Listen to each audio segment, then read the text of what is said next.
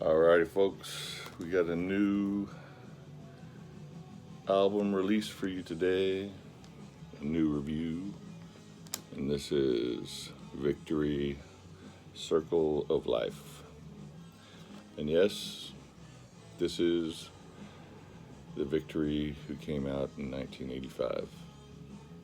Maybe I'm the only one who didn't know that they had been around this whole time. Well, for most of it anyway. I definitely did not know that Herman Frank had come in on their second album.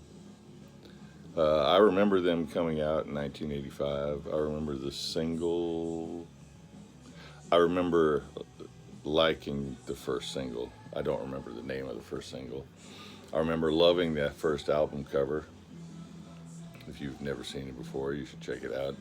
It's just 1985 self-titled Victory. And I did contemplate actually buying that album back in the day. I remember the second single coming out and me thinking, I think I'm going to pass on these guys. Because you always hope that the first single is the most commercial of the most commercial of the songs on the album. And then when you hear the second single and it's even more commercial, that drove me away. I don't remember if I knew that Charlie Hunn was on vocals back then from Ted Nugent. I did know that Rudolf Schenker from the Scorpions had discovered them and had gotten them signed to the same Scorpions team as the management. They were actually on tour with the Scorpions. They actually were at the 1985 Texas Jam that I went to that had Victory and Scorpions there, among many others. We missed Victory because the ride I was getting broke down and we had to hitchhike for the last half of the way to the show. So I believe we came in on the tail end of Grim Reaper, so we missed Victory that day. So yeah, they've been putting out material. I had no clue. I remember them releasing a second album, and I pretty much lost track of them after that.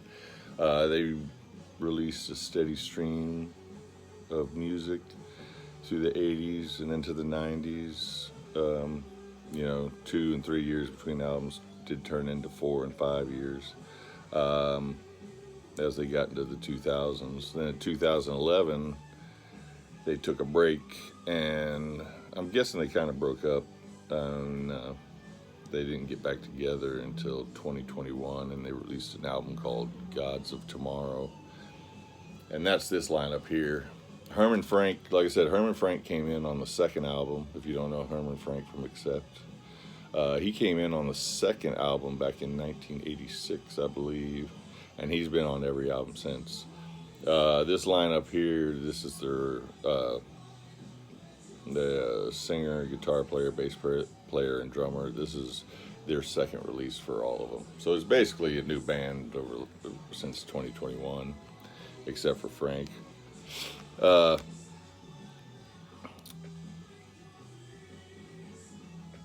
first track was just released as a single a couple days ago, probably correlating with the release of the album, and it's called Tonight We Rock. It's got a good riff. It's a typical opener of a band like this. You can tell by the title. There's a lot of Crocus influence in this album. The singer's name is Gianni Padillo or Pontillo. I'm sure I'm brutalizing that. And funny enough, even though with a name like Gianni Pontillo, he's from Switzerland. So he has a lot of Mark Strachey in his voice, which is one of the highlights of the album. His voice, I've always liked Mark Strachey's voice. He's got a very Mark Strachey-esque voice, and of course Herman Frank's guitar playing is good on this album throughout. American Girl's the second song. It even brings in a little Accept type vocal. Nothing not as not as heavy as Accept, but reminiscent of Accept in the gang type vocaling. Count on Me was the first single. It's got a pretty good chorus. Gianni actually brings in a little bit of a Sammy Hagar into his voice in this one. But I remember when this single came out, and at the time, like I said, I did not know that it was the same Victory. I thought that they had just commandeered the name because the other band wasn't using it anymore. And I wasn't really planning on getting it when I heard that single because it's fairly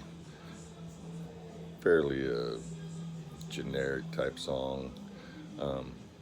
The second single, which I'll get to, is what convinced me to get the album.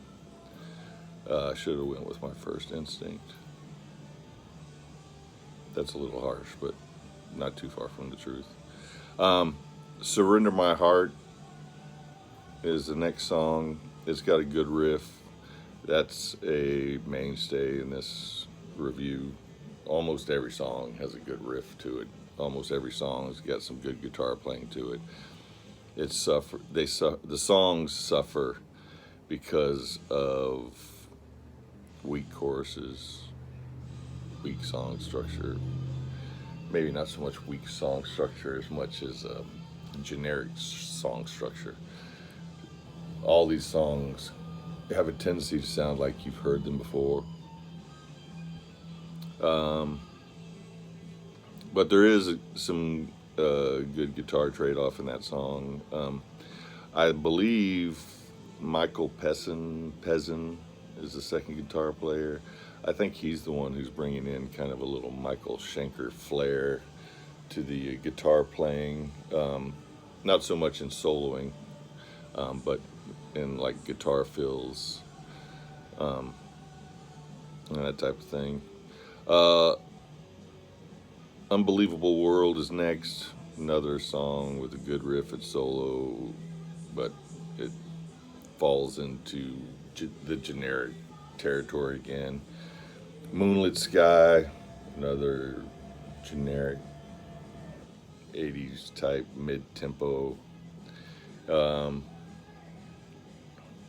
Falling is the next song. Actually, this one has kind of a Michael Schenker group riff to it.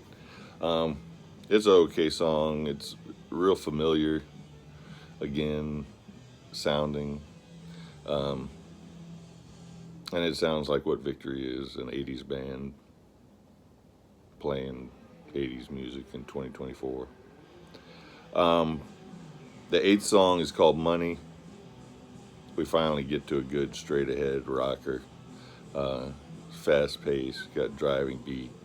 The drummer actually gets to pick up the pace on this one instead of just doing his steady drum beats in the back.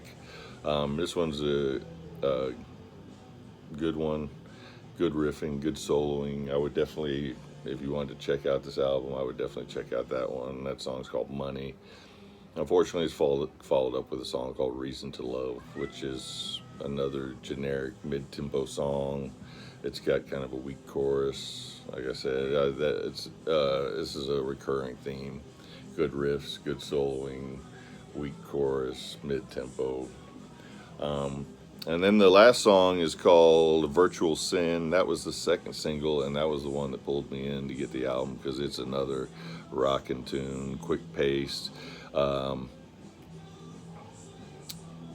It's could easily fit in the Headhunter era Crocus. Probably not that lofty. Maybe the A material from the Blitz. So yeah, this song, this album, the singer, like I said, he does sound like Mark Strachey of Crocus. Unfortunately, the songs are not Metal Rendezvous, Headhunter era Crocus. They are the Blitz, Change of Address, Heart Attack era Crocus. I do like the singer's voice. Herman Frank stands out on guitar. Guitar playing is excellent on here. The production's good. The band sounds fine. It just suffers from a lot of sameness, stuff that you've heard this before. There's not really a whole lot of anything new on here. If you want to check out 2 songs, I'd check out Virtual Sin. I'd check out Money. I guess I can show you there's a pretty cool album cover. There's the back. The innards. There's not much going on in the booklet, but I'll show you anyway. A couple of band shots in there. There's the whole band right there. Lyrics. Herman, not Herman the German, Herman the Frank. But yeah, I'm gonna give this one a 7 out of 10.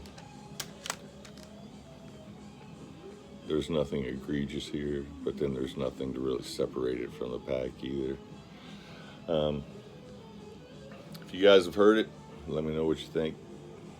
I'll try to remember to put the link down in the comments so you guys can check it out. Victory, Circle of Life, 7 out of 10. You guys have a good one.